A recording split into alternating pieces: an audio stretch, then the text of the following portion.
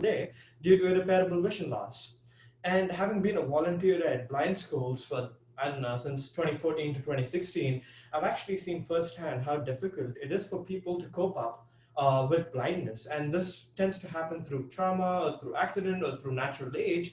But being able to cope up with real life is very difficult. And so, using that as an experiential learning, we wanted to come up with a solution that solved, or at least attempted to solve the issue. Now, a few issues that we've come across were, constant head level accidents due to, not being able to see properly and walk properly. There's also a steep learning curve associated with existing solutions such as canes or guide dogs. And more importantly, the constant fear of safety or being in dependence with somebody else or on something else. Um, so getting from one place to another place is actually a hassle and a huge challenge. We wanted to challenge that and come up with a solution that helps people move around or empowers them to be and lead an independent lifestyle. We wanted to create a solution that is able to detect and recognize obstacles that work without internet connectivity that's local, and more importantly, that provided some sort of an orientation and navigation feel. And so we've brainstormed through multiple solutions, and to quickly demonstrate what that looked like, we've developed an iOS application that basically takes the request of the user, and using the camera on the phone, it's able to look at different objects, identify them, and then provide inputs. To show you what it might look like, and please let me know if you're not able to hear the instructions. Which object are you looking for? Rotate around your current position to find stop sign. Swipe left to reset the app. So I'll just walk you through as the app instructs. As you can see, it's able to identify right now around 80-85 different objects in different lighting conditions. So what happens is the user opens up the application, he requests for an object. So you can say, I'm looking for a water bottle. And the moment you say that, the camera is now analyzing and contextualizing everything around you and basically providing you with how far the object Take 2 is. steps towards right side to avoid chair. Touch screen after taking steps. Take 2 steps towards right side to avoid person. Touch screen after taking steps. Take 2 steps towards right side to avoid chair. Touch screen after. So this will give you a basic idea. As I said, what the application actually does is, so I open up my phone. When I press on the screen, it alerts me or prompts me to request for an object. And I can request from an object database of 80 different objects, which are common household objects, items. And as soon as I request for that, the camera starts analyzing everything that's in the frame, looking at how far the object is, and also provides hurdle detection. So let's say, for example, I'm asking for my laptop.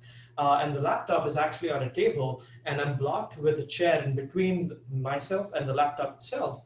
What happens is now the application understands and contextualizes the space, and it tells the user that there is a chair 2 steps away from you that you might run into. So take 2 steps to the right or the left to avoid the chair and keep moving straight, and you'll find your laptop in 3 steps away.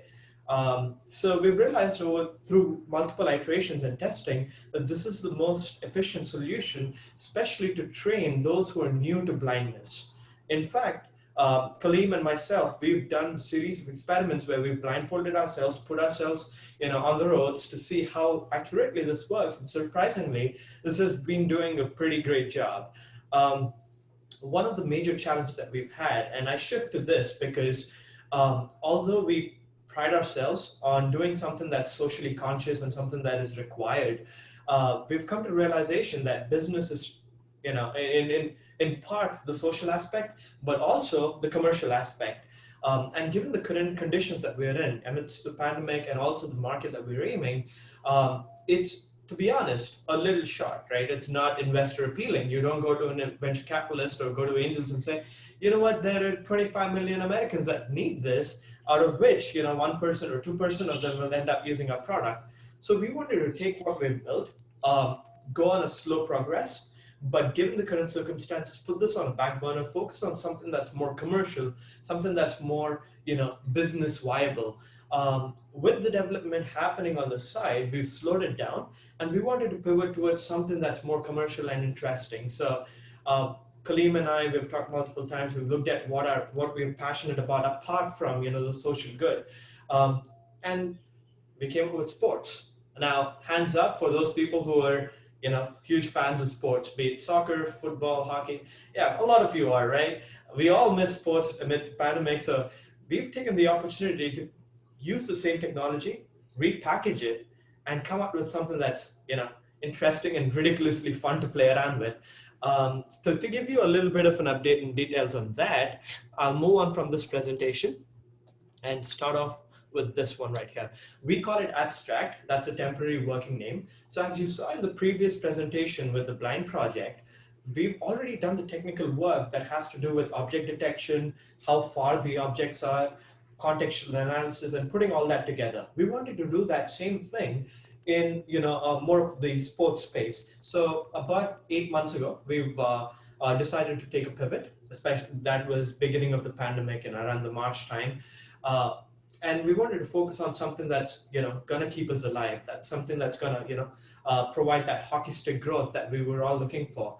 And we've decided, why not come up with a real-time soccer analysis thing, where without the use of any hardware, it just takes on the broadcast stream and analyzes the gameplay. For those of you who are eager, we're going to come up with a presentation where you can see the real broadcast. So just hang on your seats. To talk more about this and how it works, I'll now hand it over to Kaleem. Kaleem, will you take over and just go over the project real quick?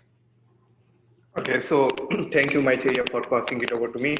So basically, as Maitreya explained, so like while doing the previous one that he explained, so we got the opportunity to analyze our technology that, okay, we are able to detect objects, we are able to navigate objects. So shifting towards sports, like obviously was a huge jump, and we had to think a lot, and we also like analyze other industries. But why sports? Because the technologies that we have built were directly transferable from that space to this space, and now coming to this. So actually, what we have done is we have been able to create an AI that will take any video or live broadcast stream of sports. And right now, to start with, we're focusing on soccer. So we take this stream and we detect every player, every movements of the ball, of the players, and also we try to find where they are located. And based on this information, we try to extract different analytics from every match in real time. So basically, not only we are analyzing the players, we are also trying to analyze different aspects of the game, like which team is sort of what is their tactic, how they are moving, and which team is possessing the ball, and what is the strategy of the opponent, and what are the odds in the game. So there are different end users who can use this information. And obviously, right now, I might not be able to explain it in a better way, but when we come to the video demo, I think you'll be able to get a very good understanding of the whole scenario. So the target market that we developed this platform for was obviously for the professional sports people. So these can be club managers, it can be league owners, or anyone who is organizing the international events, so that they can use this data to make strategies for the players, for the opponents, and also for their overall events, so that they can display this information in real time onto their portals, which is obvious. The problem was all this information is being collected, but once the match is over. So people have these manual data annotators or aggregators who are watching the game and they're analyzing different aspects of the game. But here comes the AI, you cannot beat it. It's real time, it's accurate, and it's solved this problem really good. So the second sort of the end user or the customer or the market that can use it, it's the teams and the clubs. So basically, every team wants to know how each individual player is performing and how the opponent players have performed in the past, what have been their strategy. So using this platform, you can study different matches, you can plan for the future matches, and also you can use this data to sort of rate different players, their how much distance they covered, what was the areas on the pitch that you were missing, what was the reason you won or lost. So you can evaluate your games, and make better strategies. Next one.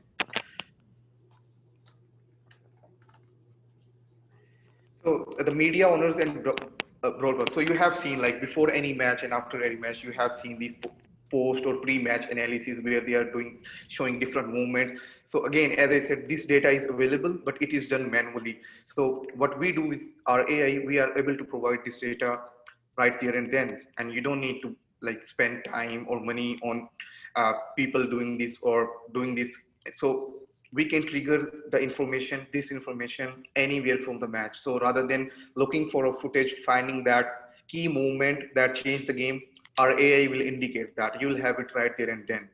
So these media owners can use this information. And the last thing would be right holders and government bodies. So for example, we like during this pandemic, we got the opportunity to go and pitch in Qatar, where obviously we have this organization. So the next World Cup for soccer is going to be 2020 in Qatar. So we got this opportunity, and as we were planning to go there to pitch our system, so we got struck by the pandemic. So we'll do that soon. But again, just give you an example. So organizations like that can use this information to create this performance analysis, engagement, and sportsmanship activation. And obviously, last but not the least, these betting industry and all these people can use this information to uh, increase their odds. So basically, the fourth one is betting and gaming and fantasy sports industry. So obviously, when you're watching a match and obviously you know what is happening, you have the stream in front of you. But if there was a platform that was able to give you more than what you can see, so rather than watching the game, you can see, okay, which team is keeping the possession, which player is making these dangerous moves that can result in a next goal.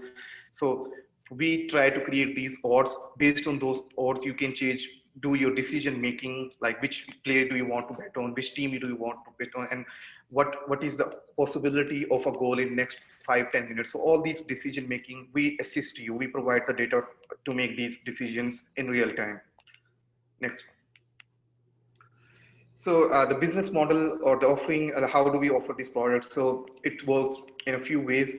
The first one, obviously, we provide the data feeds and API. So how it happens is you provide us the footage, your stream or any previous match. We process it on the cloud-based system that we have, and we expose an API that you can use to get data onto your platform or onto our platform, whatever you are comfortable with.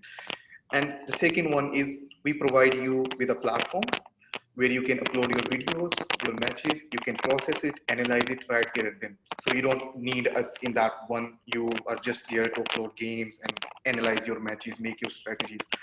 And the third one is obviously subscription based match reports. So what you can either use the system to get your data through videos, or you can tell us, okay, hey, I want the data for this team or this league.